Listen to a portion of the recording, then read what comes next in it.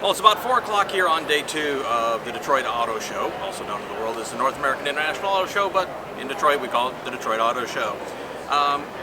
We've done, according to the health app in the iPhone, about 15,000 steps both days. So yeah, our dogs are killing us. That's why we're sitting down for this. Had plans to do something a little more elaborate this year for videos.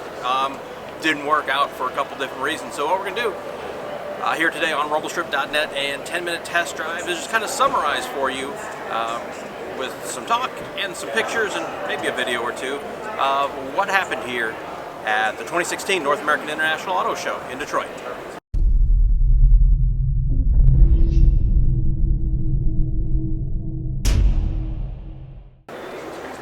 So the overall theme of this year's Detroit Auto Show is actually a bit of disappointment. There were no big headline reveals. A couple interesting reveals, a couple nice reveals, but nothing to really blow you away. Last year Ford really blew everything away, and it was going to be hard to top that when they rolled out the Ford GT and even the Shelby GT350Rs, which everyone knew were coming but hadn't really seen. And of course the Ford GT being the big one that really set everyone back and stole the show last year. Figured, well, if Ford did it last year, GM or Chrysler's got to do something this year. Didn't really happen. And let's start out with Chrysler. They unveiled the new Pacifica. Now this is their new minivan. They're not using the Town & Country name, they're using Pacifica. And for those that owned Pacificas back in the day, there's got to be a lot of them scratching their head because that was not a good vehicle. It's not a nameplate that has a lot of brand equity, and yet they're doing it for their new family minivan. It looks to be good. The styling's okay. The interior actually is pretty nice, well laid out. They're going to do a plug-in hybrid, which does 30 miles, I believe, on plug-in, and then goes in the highway. They're saying 80 miles to the gallon, equivalent or whatever when you combine it all. Okay, fine, whatever. We'll see. That's going to come later this year, and the Pacifica comes out in the spring. So that's what really kicked off the auto show this year. Went over to Chevrolet, and they unveiled the production Bolt and the 5-door hatchback Cruze. No real news there because that was all debuted at CES last week, and people were looking for a few things that didn't show up, including a mid-engine Corvette, which now we're hearing is next year, theoretically. It's pretty much ready to go from our sources, but we'll see. Hopefully next year we actually will see it. Other than that, Chevy, that was all they had. Now I gotta say the Bolt looks pretty good. Hey, Tesla's been talking about the Model 3, and the world thinks that Elon Musk walks on water and can feed multiples with one fish and turns water into wine, and et cetera, and yet later this year Chevy's actually coming out with an affordable 200-mile range family car, and Tesla's is somewhere out in the ether.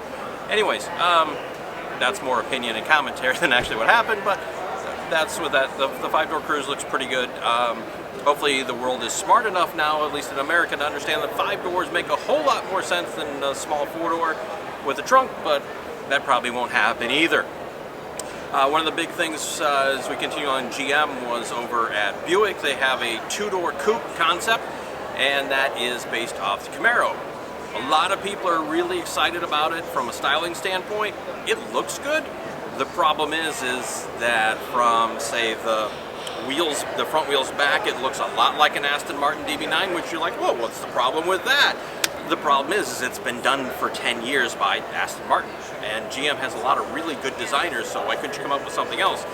The front end, the grille is a little, I don't know, Tesla-esque maybe. It's got wings around the badge, a la Chrysler, and the headlamps are sort of Mercedes, Tesla, something in there. I can't quite identify it, but we've seen those before. Are they going to build it? Probably not. Should they build it?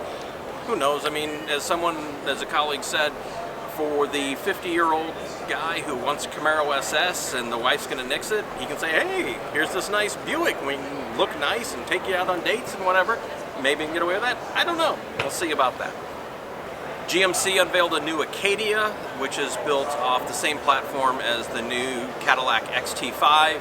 It's actually smaller than the old Acadia, which is interesting because everything's longer, lower, and wider and heavier these days. This thing is actually smaller and weighs 700 pounds less. Probably a good thing. It looks okay. Again, see a lot of copying of other vehicles in there, say Durango in the front and kind of Explorer in the back. I don't know, we'll see. Interesting fact that GM touted is that 40% of all their sales are Denali's, and in the Yukon range, 60 or 65% of all those purchased are Denali trim. So just a little bit of trivia. That was kind of interesting.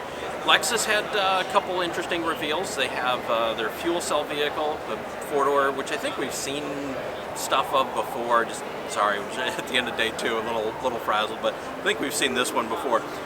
The one that they did debut is the LC500, and it was Akio Toyota himself who was here doing the reveal. So in that way, it's actually a pretty big deal for them. Beautiful car, looks almost exactly like the concept car that we saw a couple years ago here. It looks really good. There's going to be a lot of people who don't like it because they don't like the Lexus grille style and a few other things. You know, it's not gorgeous Italian curves, but you know, it's got something to it. I think it's attractive. The interior looks good. That also will be on sale early next year. Sorry, that reveal was yesterday. Again, trying to remember everything. But like, you know, looks good. So the Lincoln Continental looks really good in person. The interior is exceptional. They really have done a good job in creating the new flagship for Lincoln. Inside and out, it looks good. And there's some cute little details in there, and cool little details. Like for the driver's seat, as they said, sometimes you got your legs at different angles as you're driving. Well, for the knee bolster, it's actually split into twos of the left and right, so you can actually adjust different lengths out for the knee bolster so that you can set it exactly like as how you like it as you drive. And in the super swinging 70s kind of mode, they even had a blue one with a blue interior that is really well done. I mean, it absolutely makes you think of the Lincolns and other luxury cars of the late 60s and early 70s with, you know, remember the blue velour interiors in some of the luxury cars back then, or maybe you've seen the pictures if you're not that old. They did it here, except they did it with like Alcantara type material and leather, and it's kind of cool. I don't know that I could, you know, you'd want to buy it because I'm not sure how well it ages from a style standpoint, but it's cool that they did it. They actually took a little bit of a risk, but it creates a whole new interesting thing of, you know, going Donnie Brasco on you. Lincoln Cadillac, because you've got the Continental and you've got the CT6, and here at the show they're exactly apart from each other, and so you can walk from one to the other and see them. And so Lincoln, Cadillac, forget about it. In this case, I think the Lincoln has it by a decent margin. Porsche, to no one's surprise, unveiled the 911 Turbo and Turbo S coupe and convertibles.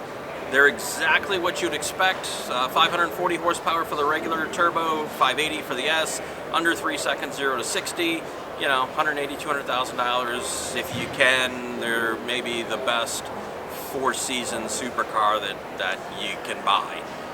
You can drive them every day. They're comfortable, and yes, they don't have the cachet of maybe a McLaren or some Italian car, but you know, all-wheel drive, 580 horsepower. Throw some snow tires on it, you can drive it all year round. You know, Powerball's 1.3 billion. Is it on the short list if we win? Oh yeah, it'd be our daily driver. Whether you're kidding anybody. Honda unveiled the Ridgeline, and you're either going to like it or you're not. If you're a traditional truck buyer, you probably have no interest. If you kind of want a pickup truck, but you don't want a big full-size truck, it might be an interesting option. It's a little too maybe Odyssey / Pilot-esque in the front. Some of the lines are a little awkward. Just the dimensions that don't necessarily work well. But functionality should be okay. I think it's rated up to, not officially, but they've got the sticker on it. It can tow 5,000 pounds. You know, it'll get mid to upper 20s with fuel economy with the V6. You know, the four-door, when you fold the seats up, lots of room. So I looked at it like, yeah, we can put my dog back there. So that's always a big thing.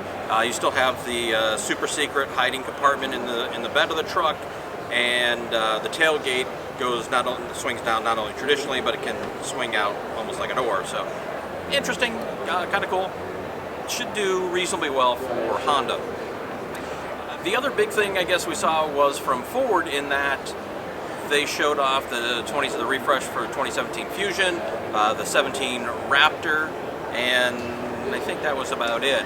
And the reason I say that is, as soon as they came on, they were on stage for about 90 seconds and they took them right off.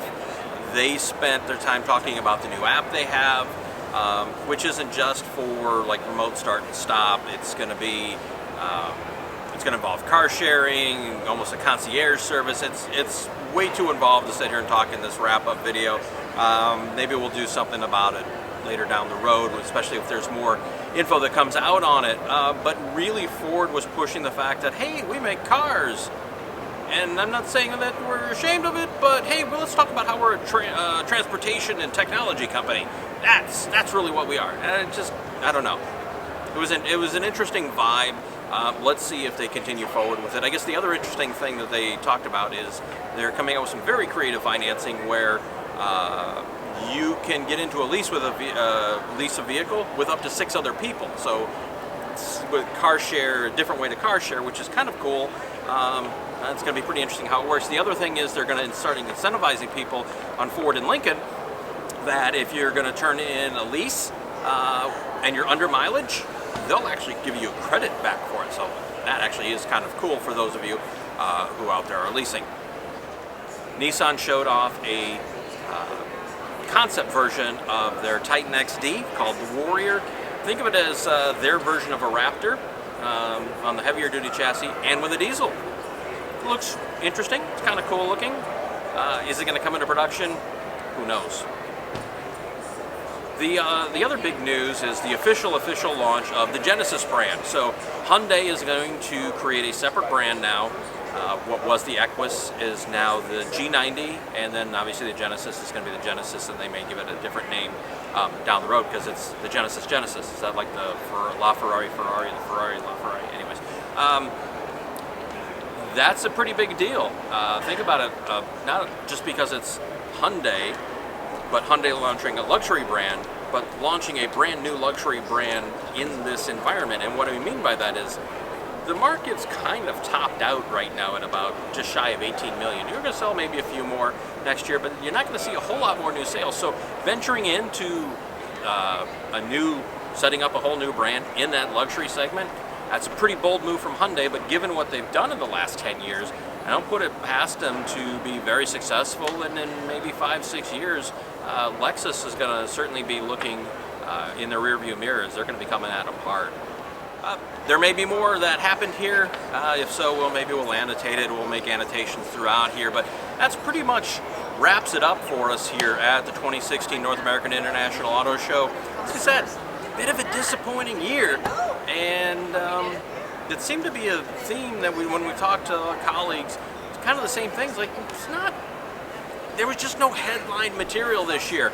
Just a bit sad because yes, it is the hometown show, and it's where I'm not born in Detroit, but I've lived here for 25 years almost, so I consider it home. And you always want to see the home team do good, or at least you want to see the hometown show, kind of set everyone back. Like, wow, that was great. Didn't happen, so bit of a bummer. Hopefully in 17 it'll be much better. And I have to say, one thing we'd love to see is, could someone please bring out a concept car that they don't really care that it's going to be in production, show some weird styling direction, just dream big and throw something out there. We have not seen like a really cool, and they're walking in front of the camera, thank you. We have not seen a really cool concept car that's just kind of out there in so long, and when the market is, where the car companies are doing really well, the market's probably going to be good for another couple of years.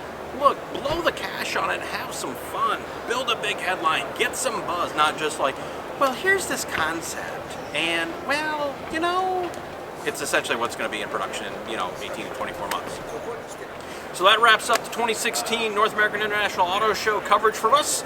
Appreciate you spending the time with us. Know we rambled on. It wasn't exactly the coverage we wanted to give you, but we're giving you something, pictures, and whatever else we can throw in there, a few videos here and there. So till we see you next time. See ya.